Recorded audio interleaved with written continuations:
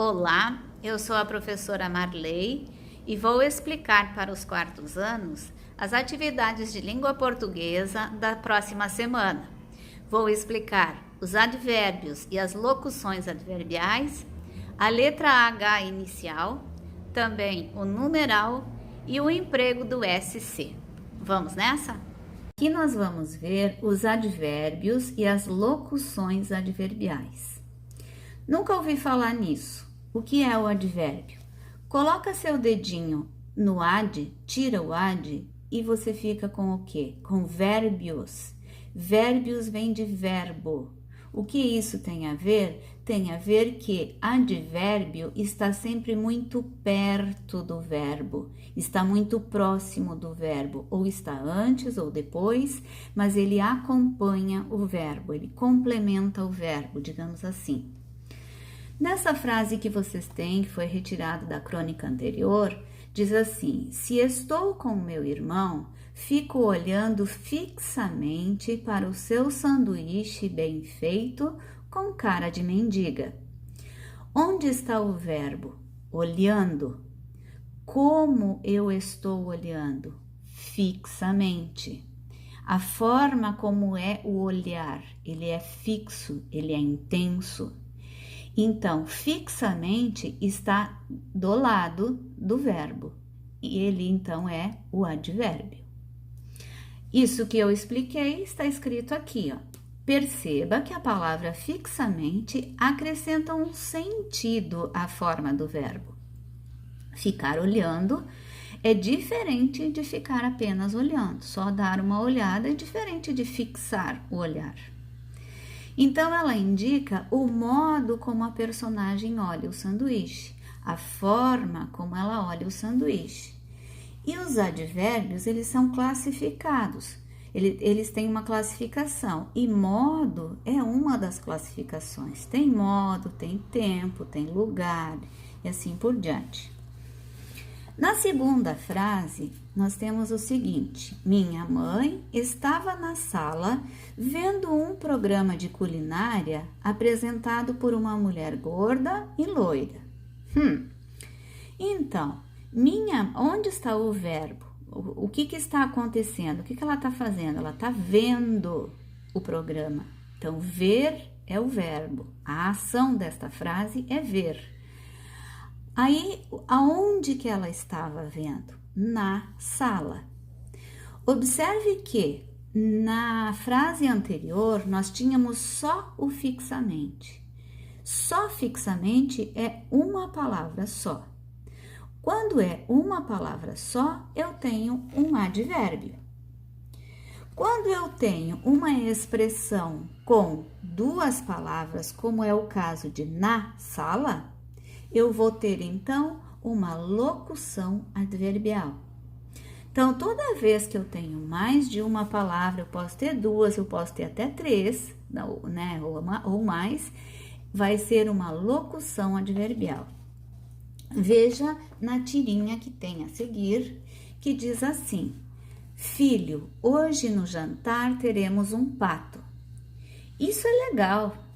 Ele pode sentar do meu lado? Um tanto irônica a nossa tirinha, mas vamos ao que interessa.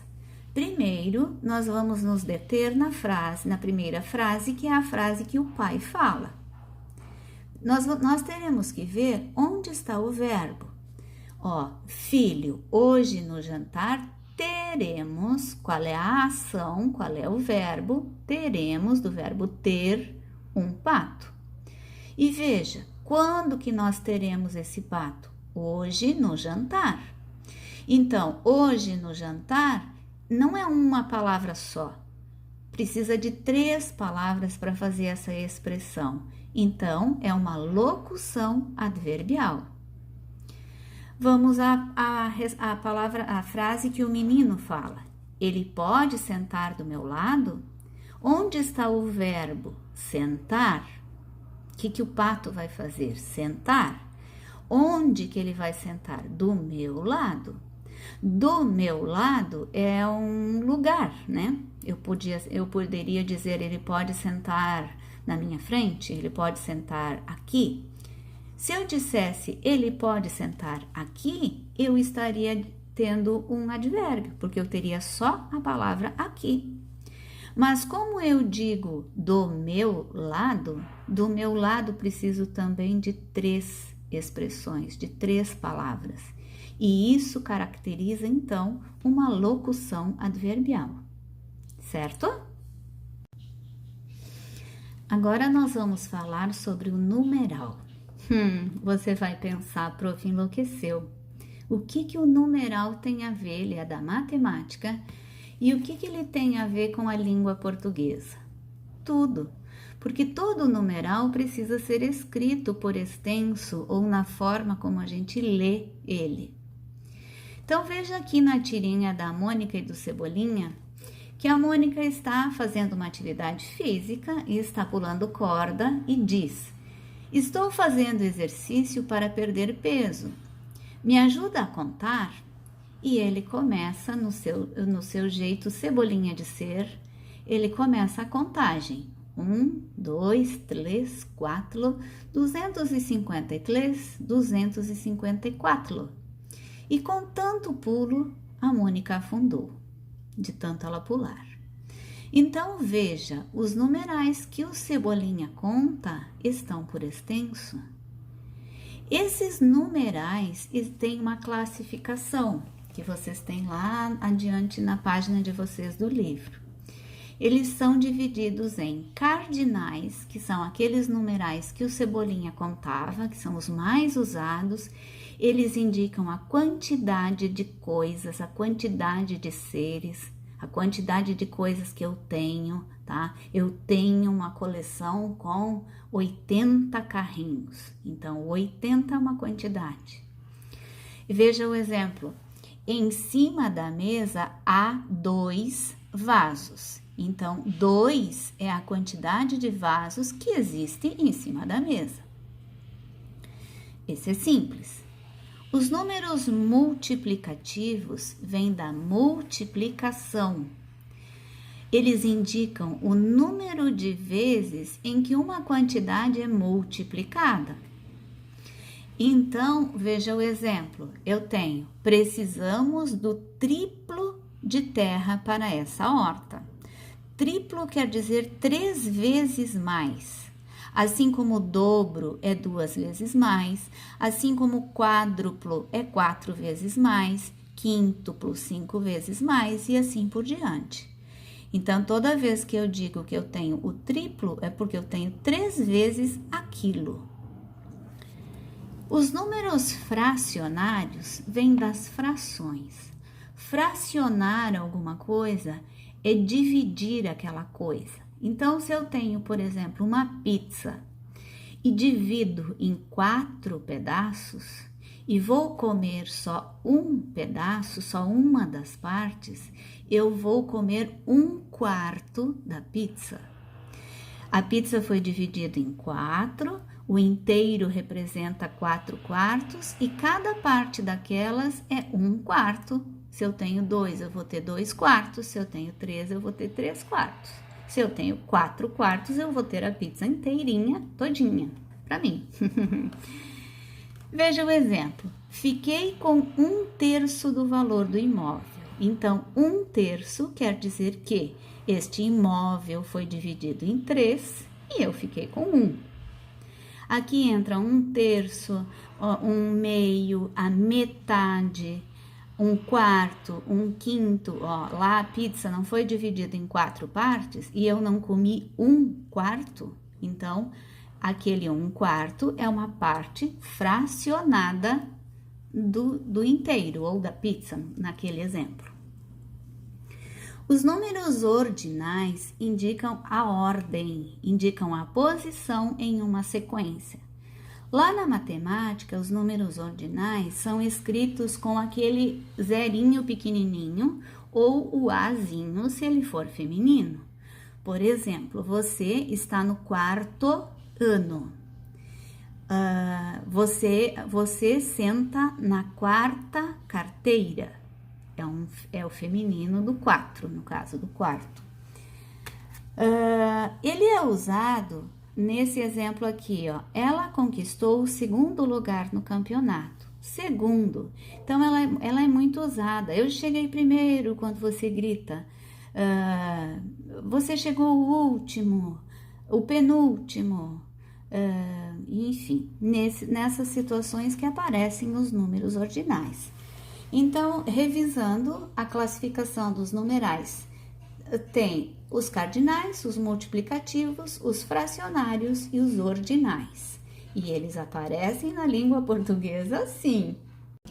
A letra H inicial, ela não tem som, né? E quando eu escrevo uma palavra que é escrita com H, eu não dou som para o H. E o H está sempre na frente das vogais. Então, por exemplo, se eu falo a palavra história e não sei, nunca vi escrita a palavra história, eu posso estar escrevendo só com I, por conta de que o H não tem som. Para que eu saiba que as palavras são escritas com H, que começam com H, é preciso que eu faça bastante leitura e escreva bastante. Quanto mais eu escrever, mais eu vou gravar. Acontece que o H aparece também junto de algumas consoantes.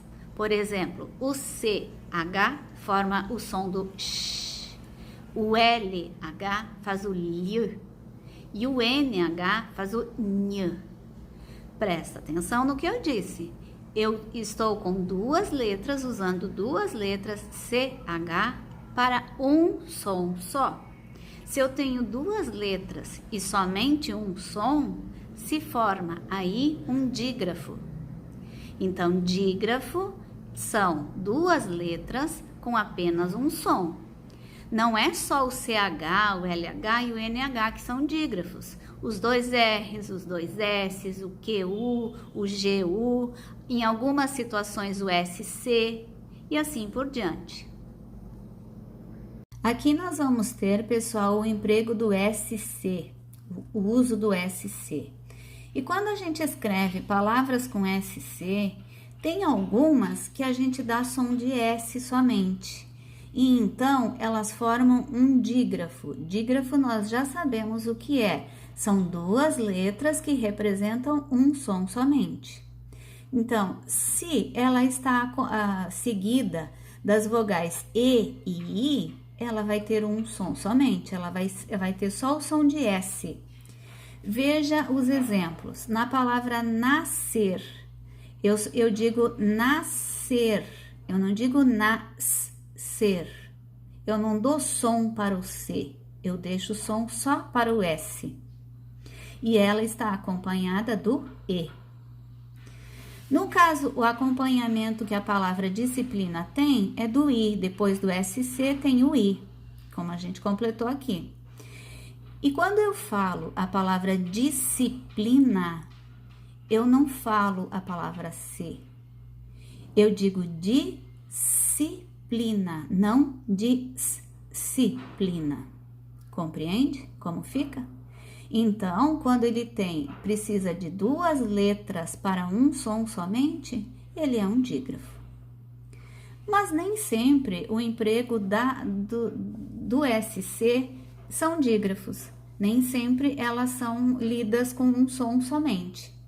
Às vezes, quando elas são acompanhadas do A, do O e do U, ou de outras consoantes, elas representam simplesmente o encontro entre duas consoantes, ou seja, formam um encontro consonantal, não são mais um dígrafo, certo? Porque a gente diz todas as letras, dá som para todas as letras. Veja, por exemplo, escavar, você diz esc, você dá o som para o S e para o C. Você diz, então, depois do SC, tem o A, como nós completamos aqui, ó. Então, escavar não é um dígrafo, não tem o som de S, é um encontro de consoantes. O mesmo acontece com escrever. Você diz esc. Você está dando o som para o S e para o C. Escrever está acompanhado de uma consoante como a gente completou aqui. O mesmo vai acontecer com obscuro. Eu digo obscuro. Então, eu tenho somente o encontro de 3 consoantes e não tenho dígrafo e não está com o som de S. Compreendido? Presta atenção agora, porque agora vem o S cedilha. O S cedilha acontece com os verbos que são escritos com SC. Quando o verbo não está conjugado. Quando ele é conjugado, quer dizer, quando quando ele passou para o passado, para o presente, para o futuro ou para outros tempos, ele recebe uma conjugação, e então ele é apresentado ainda com as vogais A, O e U, ele vai passar a ser escrito de SC para S cedilha. Então, veja, o verbo nascer é um verbo, é uma ação de nascer, e nascer não está conjugado. Nascer é o verbo como ele é dito de forma natural, assim. E nasço está conjugado, tanto nasço como nasça, quando eu nasço, para que você nasça. E passa, então, acompanhado da vogal A e da vogal O, nasça, com A, nasço, usa o O, e vão ser escritos, então, com S cedilha. O mesmo acontece em crescer. Crescer é um verbo que não está conjugado ainda. Crescer escrito com SC, e se eu cresço ou para que você cresça, com S cedilha. Nós vamos cedilhar o C para escrever quando ele está conjugado. Descer, do mesmo jeito, descer é o verbo, somente o verbo, e desço e desça, ele está conjugado, para que eu desça, quando eu desço, para que você desça. E então, eles estão com o S e o C cedilhado, ok?